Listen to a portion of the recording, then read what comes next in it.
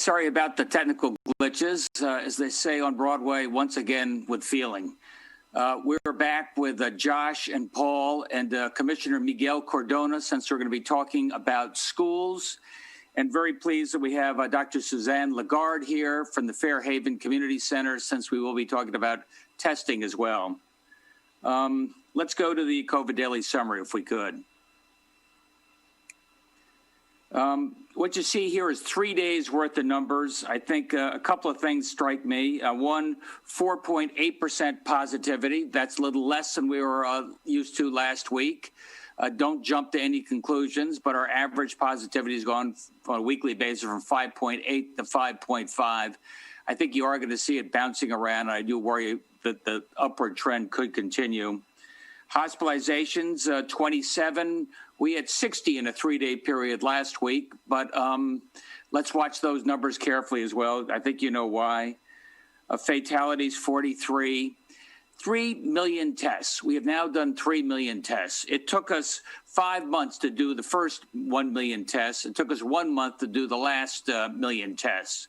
And that means we're doing everything we can to get ahead of this virus, test those most at risk, go to our nursing homes, first responders, and each and every one of you on a broad base so we can figure out how we stay ahead of what's going on here. And that's why I think the testing is very important. We'll talk about that in a minute. Next up is Step Up Connecticut. Step Up Connecticut reflects the fact that last time when we got hit, which was in that spring period, we were worried about material shortages. We were worried about masks and gowns. We were worried about hospital beds. We were worried about lab capacity, so we'd be able to do more testing. I think now, here we are, some months later, we've got the masks and gowns and PPE and stockpiled. Our hospitals are in pretty good shape there. We know we have the ability to expand bed capacity.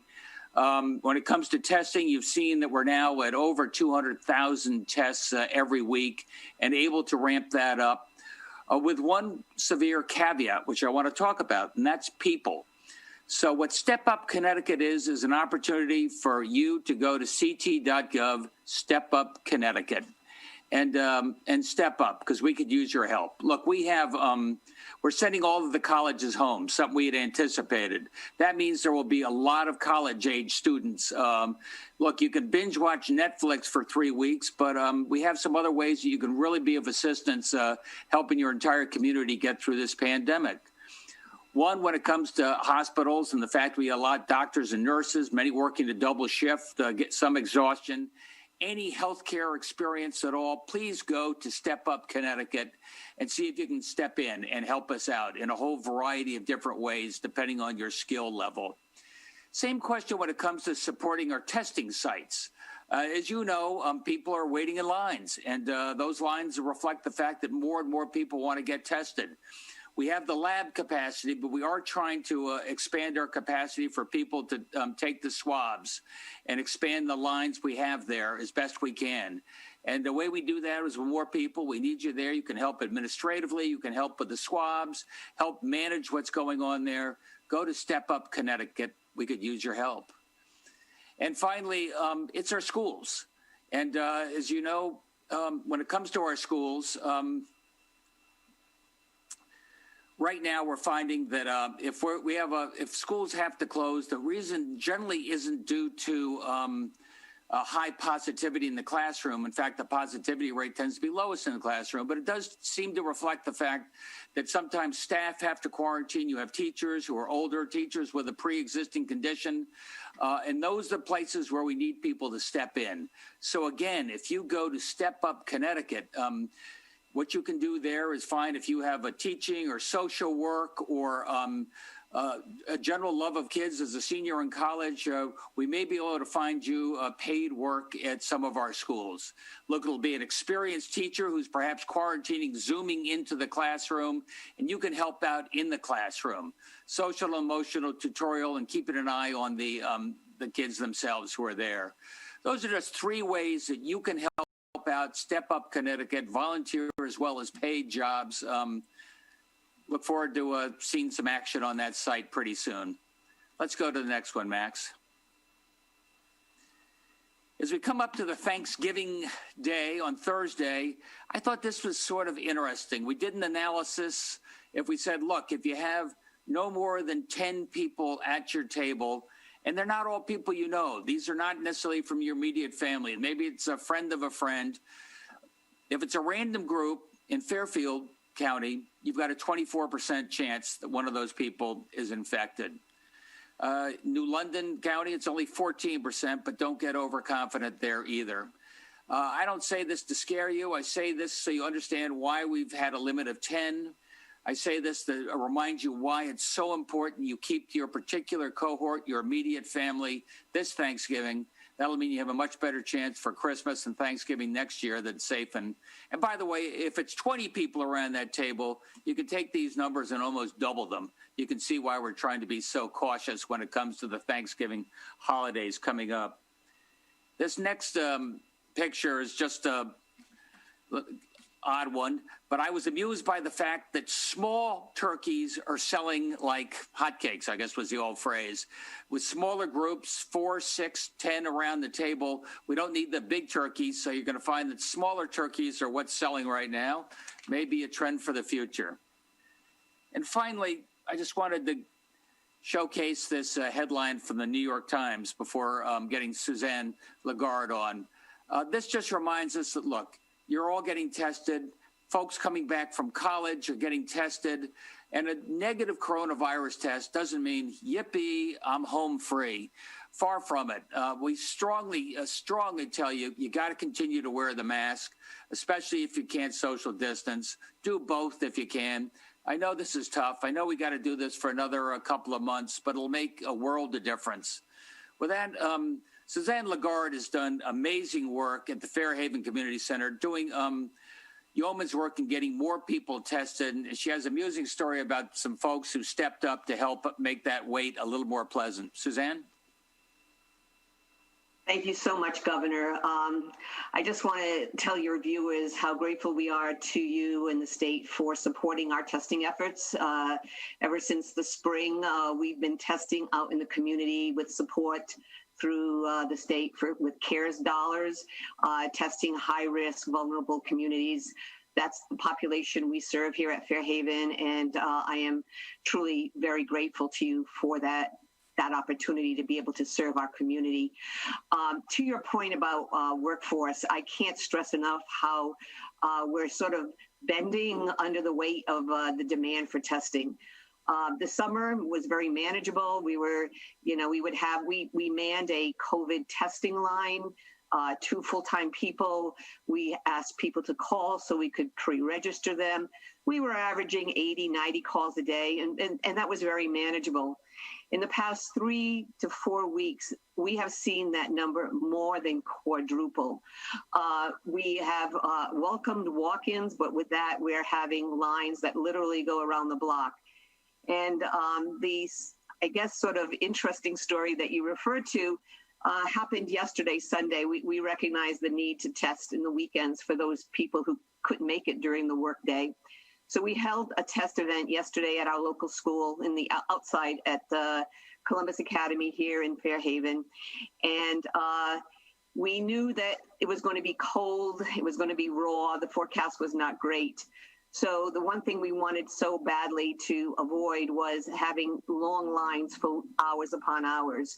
So when we got there around 8 in the morning for a 9 o'clock start, there were well over 100 people already in line, but we came prepared with literally 20 people for that one testing event. We had 4 people signing up patients, 4 people swabbing, but then we had people working the line, giving them phone numbers to call. We had people inside taking those calls to register them so that when they got to the front desk, all they had to do was sign in. We managed to get through that line in about an hour, such that by the time 10 o'clock rolled around, we were testing.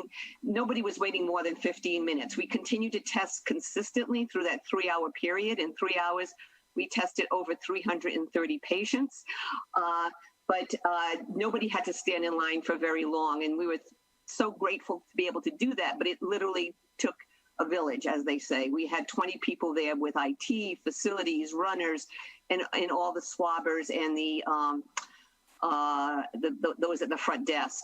And we recognized that there was going to, it's pretty dreary standing in line waiting to get a COVID test. So I have to give credit to my staff.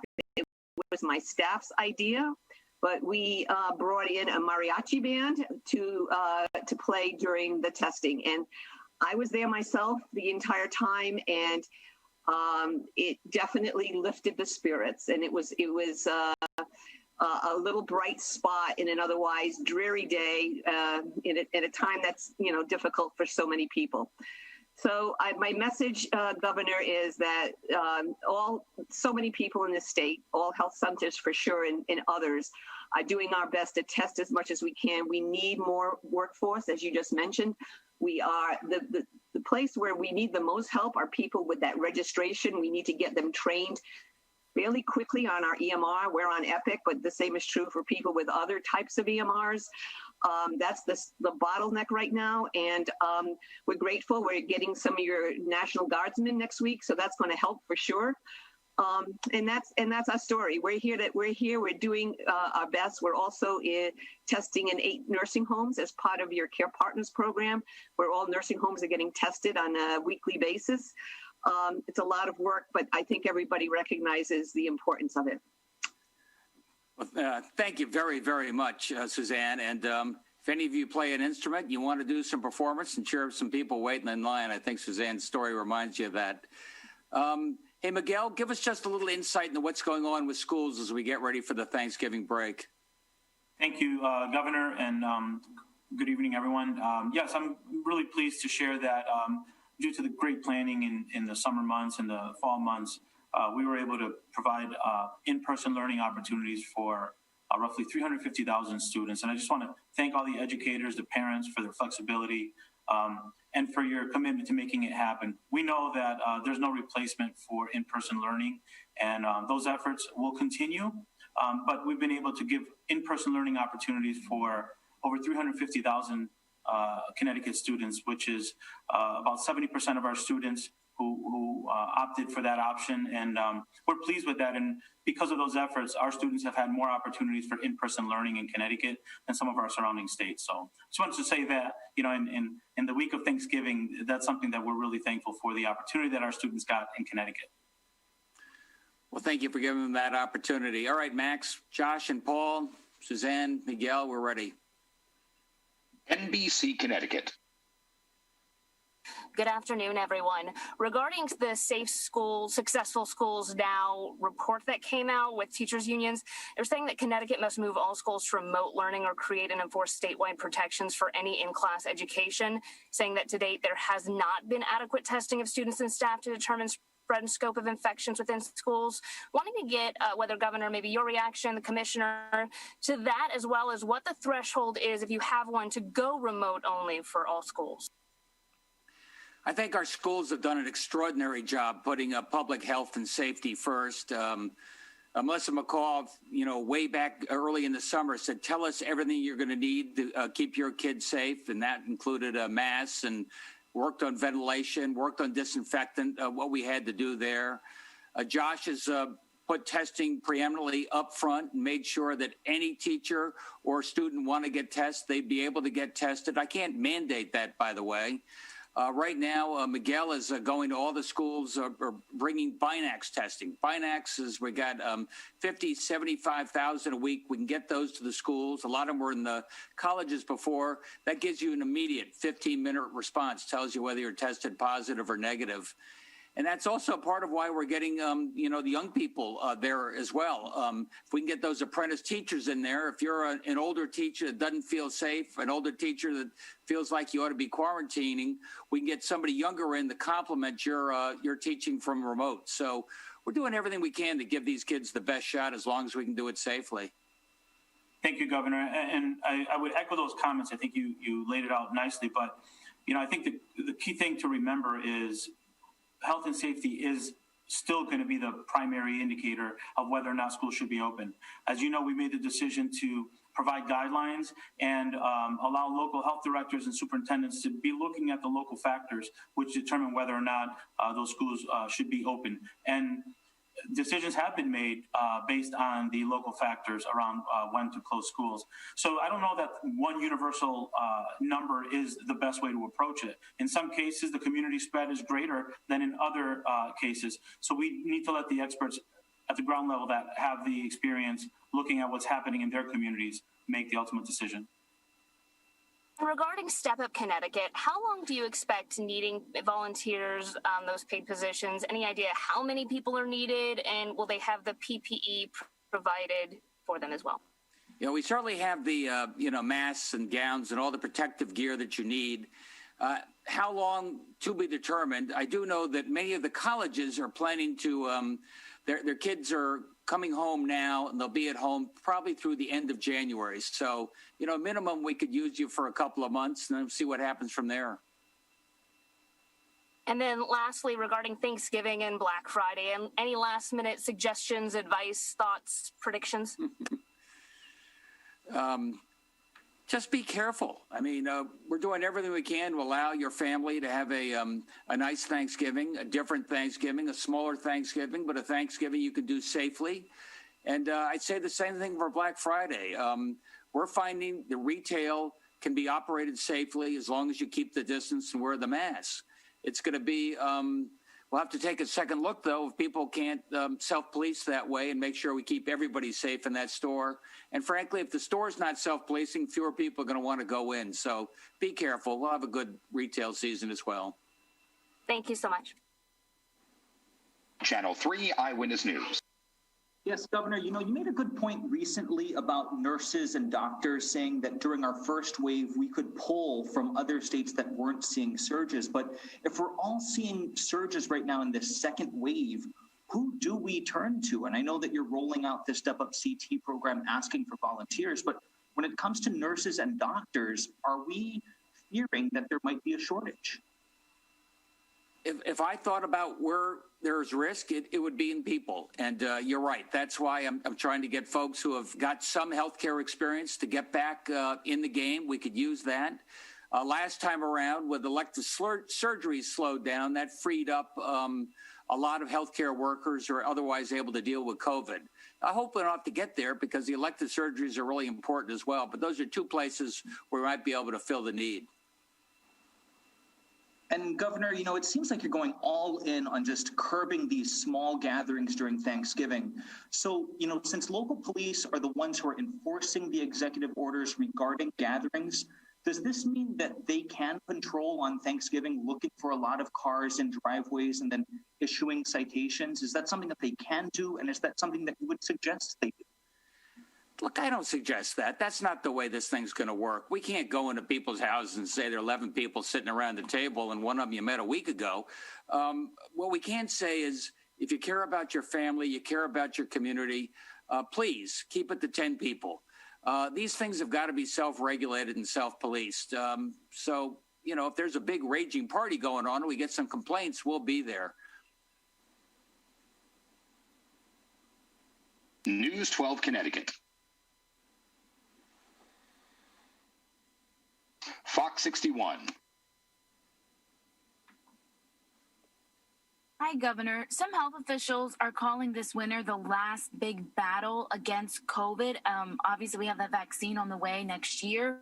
Can you talk about the importance of that in a public health capacity? And when and if are we expecting a peak in cases?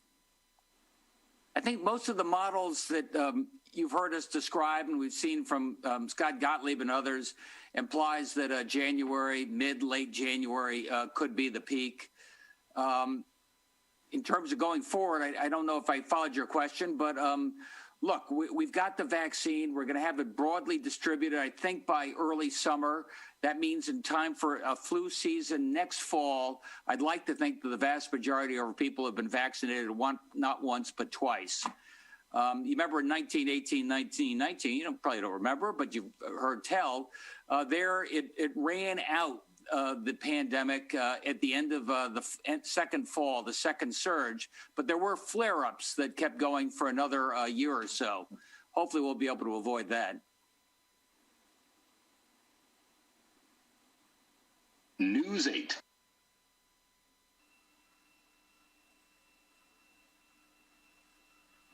News 8. WTIC 1080 News. Mr. Governor, how's the vaccine group coming along? It sounds like AstraZeneca has a product which is going to jump in. Is organization a big challenge with all this different information coming in? Hey, Josh, why don't I hand that over to you? I mean, we just got off the call with the White House task force in terms of the vaccine and the distribution and the timing and additional entrants coming in. Josh? Sure. So Commissioner Gifford and I joined the governor on a Operation Warp Speed call with the federal leadership earlier today. And yes, it's encouraging and it's exciting. We are awaiting, hopefully, FDA review in the very near term of the first two vaccine candidates that have been submitted for approval. And as you mentioned, a third vaccine candidate published very promising data this morning as well out of the UK. So we're hopeful that we will have doses on the ground in Connecticut ready to start to deploy before the end of this year. And Commissioner Gifford and her team and the broad advisory group that we've convened are working very hard to ensure that we have all the preparations in place to get those doses out quickly and administered quickly so that we can start to turn the corner on this pandemic as we head into the new year. On the advisory group call last week, they talked about messaging and communications. Are we going to see a big advertising effort around this? We will, and that'll evolve over time as we work our way through the priority populations.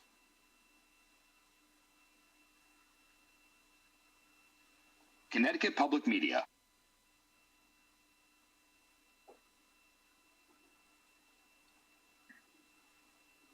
The Associated Press. Hi, Governor. Just wanted to know if you're still COVID negative. So far, so good. Okay.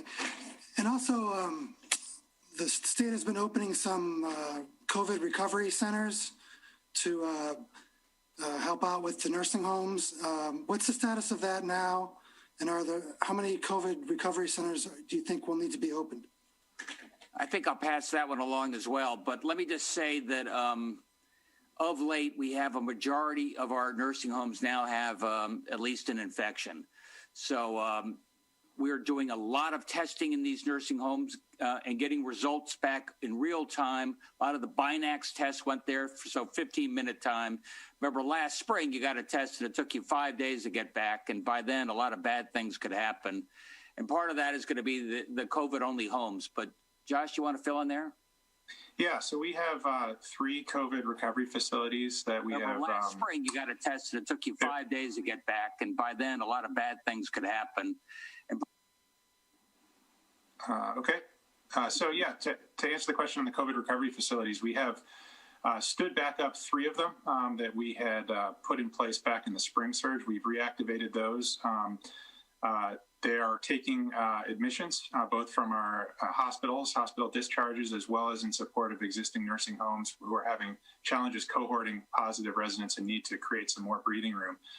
We have a 4th facility that's able to be turned on if we need to, and the team at DPH has worked with some of our partners to do a lot of modeling around what severe scenarios could look like to make sure that we have enough capacity in our COVID recovery facilities to meet those different, kind of worst case models. So we are confident we'll have adequate capacity in those COVID recovery facilities throughout the winter. It's just one of the areas where under the governor's leadership, we have worked hard over the summer to ensure that we're much better prepared for a second surge.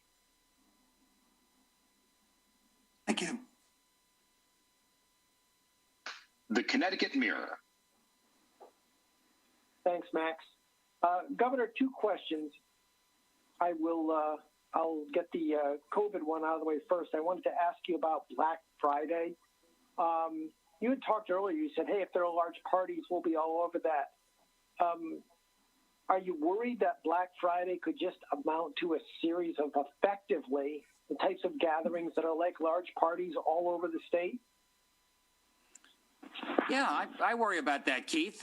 That's why we told the Retail Association last week, we need your help on this. We're doing everything we can to keep your stores open. And but if we find that there's a lot of evidence of casual behavior, you know, in some of those big malls, those common areas where hundreds of people congregating, that's at risk to themselves and our greater community. So we'd have to take action. I think we're going to get it right, though. Okay.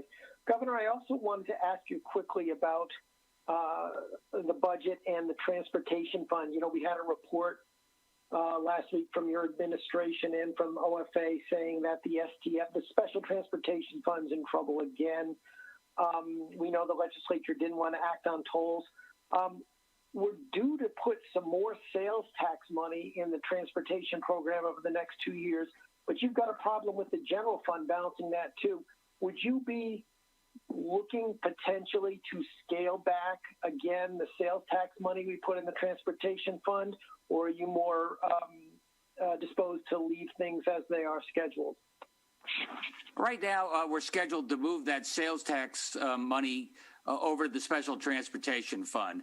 It doesn't really impress me as a strategy. Let's borrow from Peter to pay Paul. Instead of making the tough choices we need to do to figure out how we can shore up our Special Transportation Fund. I mean, more and more people are driving electric vehicles. This last year, a lot less driving, lower gas prices, no money coming in. And it really is a very important time to be able to get down to the federal government and say, we're ready to make infrastructure investments. But let's slow up as we think about our options, and very possibly coming out of the Biden administration, there'll be some transportation grants and other ways that we might be able to keep our infrastructure plans going. Just to clarify then, Governor, so you're not ruling it out, because the fact of the matter is the legislature hasn't really given you a long-term solution yet. So if I'm hearing you correctly, right now, you can't say that sales tax money is definitely guaranteed to go over to transportation in your budget proposal. Right now, it's scheduled to go over to the Transportation Fund. No question about that. What I'd like to do, though, is sit down with the legislature and give some broader ideas about the best way to shore up our transportation in the state. Okay, but in terms of what you're going to propose, I just don't want to misunderstand this, Governor. I understand in law right now it's supposed to go over, but we can always change the law and have repeatedly in the past. Yeah, I have no intent to change the law, Keith. I have no intent to, change the intent of the legislature. My life would be a heck of a lot easier if either they could vote on a plan or the federal government could step up. I think people knew what my plan was. Thank you, Governor. Yep. Hearst, Connecticut Media. Thanks, Max. So, Governor, since March, the state's now at more than 101,000 COVID cases. And I have to ask, are you just trying to get the state's economy through the holidays before you order another statewide lockdown? And if so, what metrics would you use to determine that?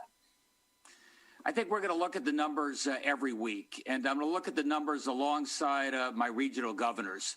You know, as you know, let's say gyms or restaurants, we see the potential for spread there.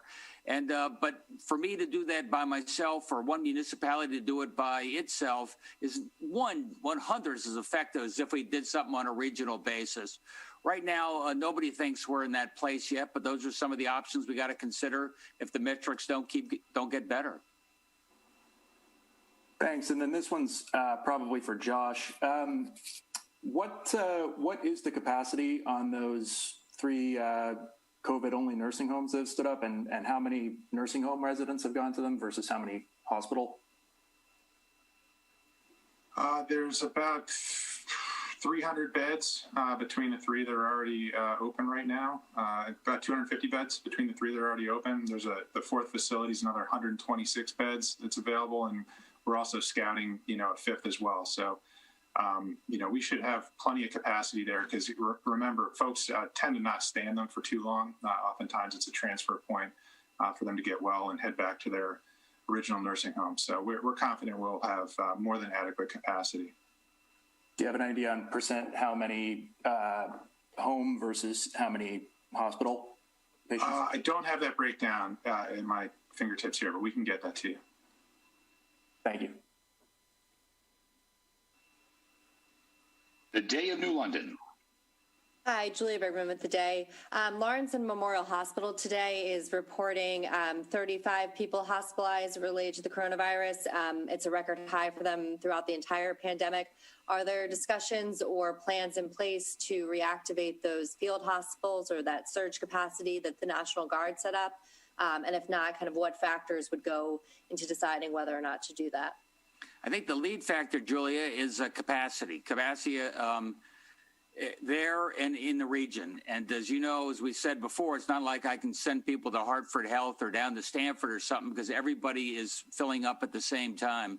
You know, that said, broadly speaking, in the state of Connecticut, we have about 50% capacity. We have more capacity in our hospital beds and ICUs than most other states around the country right now. We're going to husband that carefully. And the good thing about the field hospitals is we can get them up in 48, 72 hours. So that's one thing that we can move on pretty quickly, thanks to our amazing Connecticut Guard. And then one other question.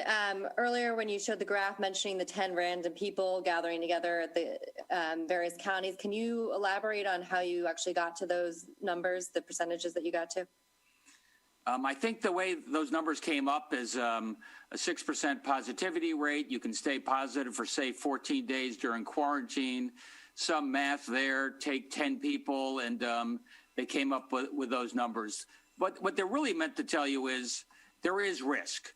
And there's risk with 5 people, there's risk with 10 people, and you can mitigate it by limiting the number of people. Many fewer people you'd have to track and trace if that was the case.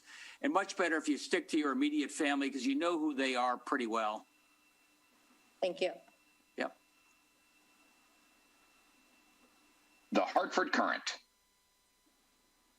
Hey, everybody, this is Emily Brindley from The Current.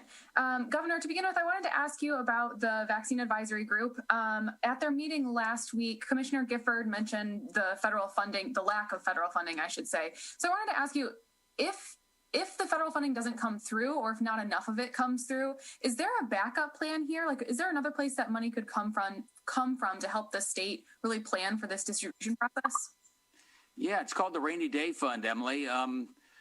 You know, I hope I don't have to take it, but if we will, we will, because in public health and getting ready for the vaccines, making sure we can get that out, delivered on a timely basis. If the federal government can't get its act together, we're not going to shortchange the public health of the people of Connecticut.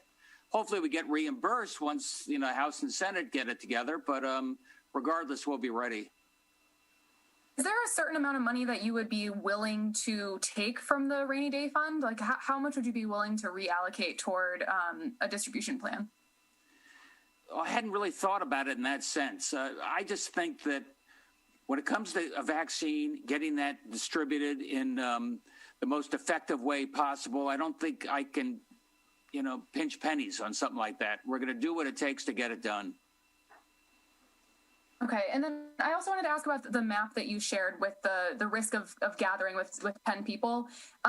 You mentioned that that's the risk if there's kind of like 10 random people selected. Does that also apply then to like classrooms? Like if there's a classroom of 10 people, is it the same % risk that somebody in the room has COVID? Well, no, for a couple of reasons. One, in the classroom, everybody's wearing a mask. That makes a big difference. 2, in the classroom, depending on the age, you're generally younger or even much younger, so much less likely to shed the virus. And one last quick question. Are you guys going to be releasing the daily numbers on Thursday and Friday, or are we going to have a 5-day lag until Monday? I think we're going to release them. Yeah, the team is going to take Thanksgiving Day off, but we will release data on Friday, which includes the data from Thursday and Friday. Okay. All right. Perfect. Thank you, guys. Thanks, Emily. CT News Junkie. Thanks, Max. Governor, I was wondering, what are we seeing through contact tracing? For a while, you guys were kind of saying that it's small gatherings, that this thing is spreading. You've had the 10-day sort of, or not 10-day, sorry, 10-person cap on gatherings in place for a while. Is that still the predominant vector, or has some other vector emerged as a spreader? Well, I'll start on this. I mean, the contact tracing, working a lot with some of my neighboring governors as well. Charlie Baker up in Massachusetts saw sports, club sports, hockey is a place where there was spread. They're able to trace back to that. They're doing a very deep analysis right now in restaurants, so we're going to follow that as well. But I think your basic point is well taken. I believe it's still those informal social gatherings where you're most likely to lower your guard. That's what we're worried about. Anybody else on the call have insights there? No, that's correct. That is still the most common source of transmission, those informal events where people you know and trust, and you let your guard down. You don't think you need to wear a mask, maybe too close indoors. And it's why the governor has been so clear about the risks as we head into the holiday season here, too, where we have more of those gatherings. And just another reminder for everyone that to use extra precautions, make sure you're wearing your masks and keeping your distance, and we can get through this. It's been almost 3 weeks now since Election Day. Do we have any evidence if that was a major spreading event? A lot of people get together, standing in lines, that kind of thing. No, we have not. We have not had, I don't think, any documented cases of transmission related to Election Day activities. And again, think of why. If you look at the polling places, or if you were in a polling place, everybody was wearing masks, right? People were keeping their distance, and when you have those conditions in place, masks work, and they're actually quite effective when everyone's wearing them and preventing spread. And the teams that worked on Election Day did a phenomenal job following the rules. Everyone who went to vote seemed like did a great job. And so as a result, we didn't see cases of spread. Governor, on the Step Up Connecticut front, how many people are you looking for to be volunteering or paid? It will require mainly on the qualifications of the people we can find, but we can use hundreds, even thousands. And by the way, when it comes to the not-for-profits as well and delivery of food and helping food share, there's a lot of work we got to do over the next few months. So we do need people to step up. We're trying to make it easier for you to do so. And a lot of the jobs are paid. Are they jobs are they state jobs? Like who's paying for it, I guess? Well, when it comes to, for example, testing, Suzanne, do you want to talk about that? Absolutely. So the testing, we are getting reimbursed by the state. The governor committed dollars through the CARES Act for us to test vulnerable, high-risk communities, and that's what we're doing. I can say that we will hire. We will be paying for whoever we can find to do these jobs. We're all in this together, whether the funds come from the governor, whether they come from the feds, whether they come from donors, we will get the dollars to make this happen. The bottleneck is clearly finding people who have the skill sets, getting them up to snuff quickly. And just one last, what sort of skill sets are you looking for? Can anyone apply? Well, go ahead. I can tell you from our perspective, the biggest one is somebody who can get up to, who has the IT skills to learn quickly how to register people in our EMR, which, as I said before, is Epic. But again, same is true for all other health centers, all other people testing. We have to get these patients registered so that we can order the tests, so that we can then call them back with the test results. And that just takes time, and it takes knowledge of our system. We're up and ready to train them, but they have to have the willingness and the ability to do that. For those of us working in communities like Fairhaven, we're always looking for people who are bilingual, but even that is not essential. It's wonderful when we can hire somebody who's bilingual because it makes life so much easier, but it's not critical. The Waterbury Republican American.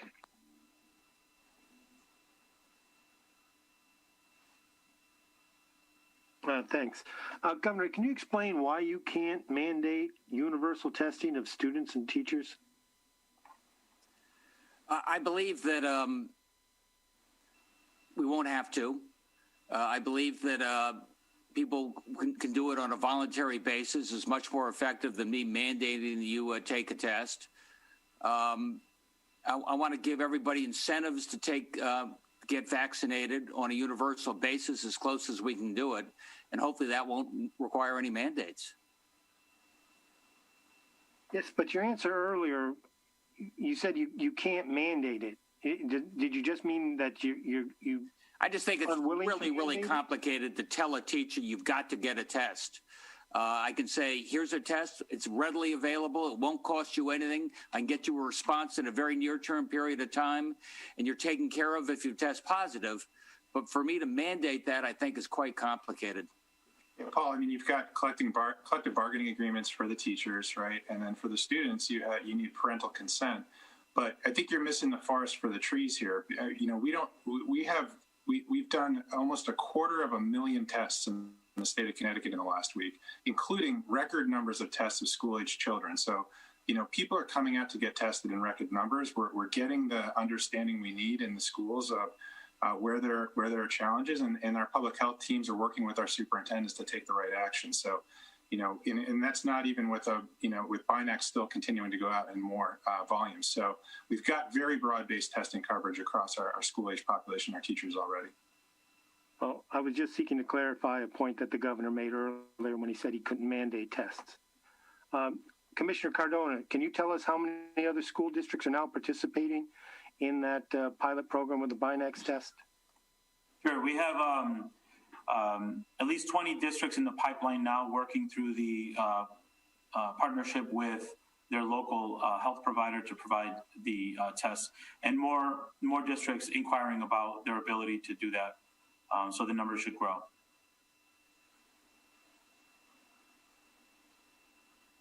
What's the current hospital capacity, and what's the capacity of ICU beds?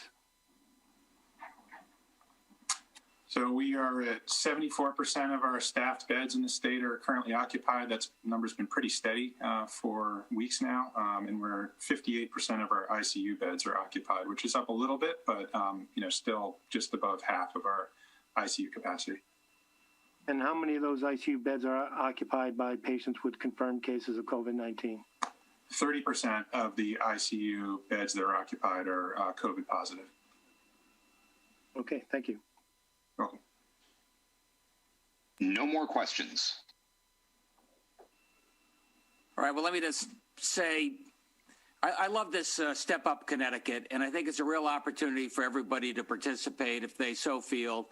You know, whether it's the love of kids and teaching and education, help out in our classrooms, whether it's a healthcare and the importance you could do there. Suzanne Lagarde, thank you so much for explaining exactly how people can help with the testing. And if you got a musical bent, you can do a little karaoke or any other type of music to keep people in those lines as we speed them up so people get tested and we keep you safe. God bless you and happy Thanksgiving.